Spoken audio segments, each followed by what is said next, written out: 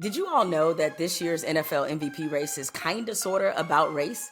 Now, before some of you get upset and start reflexively throwing out words y'all don't even fully understand, like woke and DEI and Marxist, let me explain.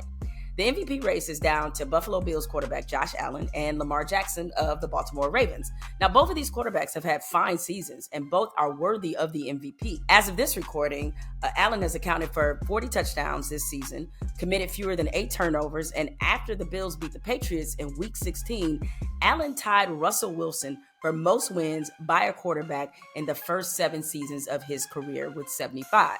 Now, on top of all of that, Josh Allen has only been sacked 14 times. Now, Allen also is only playing with 2 other Pro Bowlers on offense, and this season, the Bills have beaten both the Chiefs and the Lions, who are the number 1 seeds in their respective conferences. Hella impressive. On the other hand, Lamar Jackson, he's having a better season this season than he did last season when he won his second MVP.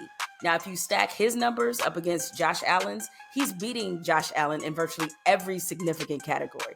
Completion percentage, touchdown passes, passing yards, rushing yards, and he also has an overall higher passer rating. Now, Lamar Jackson is the first player in NFL history to throw for over 4,000 yards and rush for over 900. He also broke Michael Vick's career rushing yards record for a quarterback.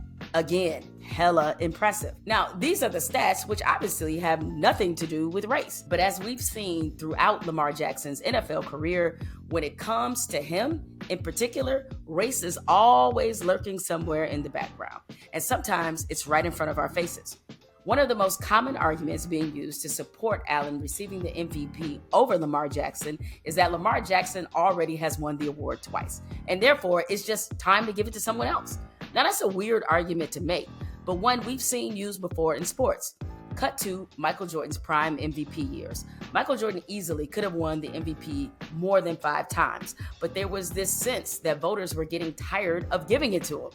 People point to Charles Barkley winning the MVP for his spectacular 92-93 season and Karl Malone winning it in 1997 as examples of Jordan being robbed of the MVP simply because of voter fatigue. Now, not to derail this whole conversation, but Barkley earned that MVP like a mug. Barkley averaged 25 and 12, and most importantly, the Suns finished with the best regular season record. The MVP isn't about who you want taking the last shot, who you build a franchise with. It is simply about who had the best regular season and how that impacted their team's success.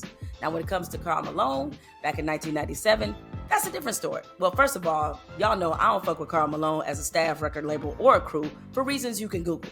But second of all, when Malone won the MVP in 1997, although he finished second to Jordan in the league in scoring, Utah did not have the best record in the league that year. But I digress. This Lamar Jackson, Josh Allen MVP debate is kind of giving that Michael Jordan feel he wins it every year. Lamar Jackson's own excellence is basically being held against him.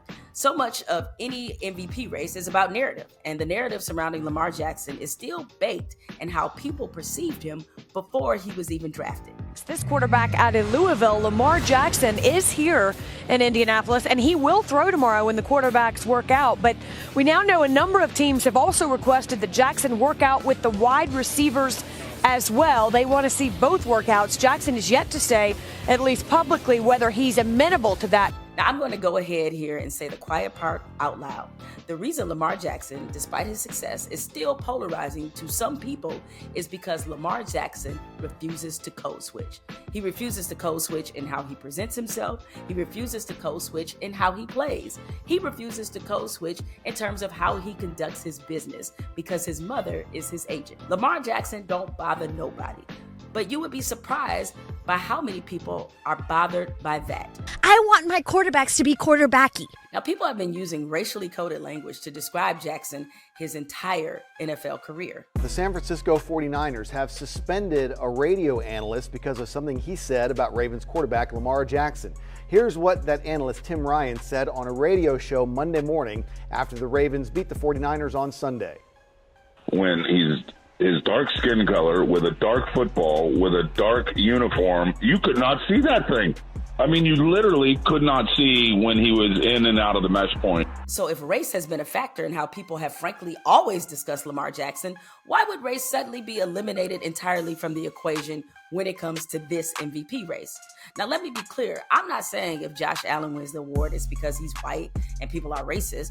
I would have zero problem if he won it. But there is a theme here of Black excellence being taken for granted.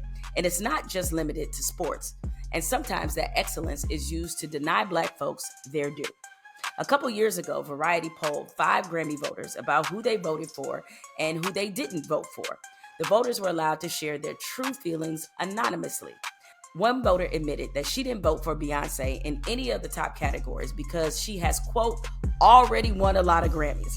Along those same lines, Simone Biles used to be penalized for her ability to execute difficult, unprecedented maneuvers because the International Gymnastics Federation was concerned that other gymnasts would hurt themselves trying to mimic Biles. So if they gave her lower scores, the other gymnasts would have less incentive to try.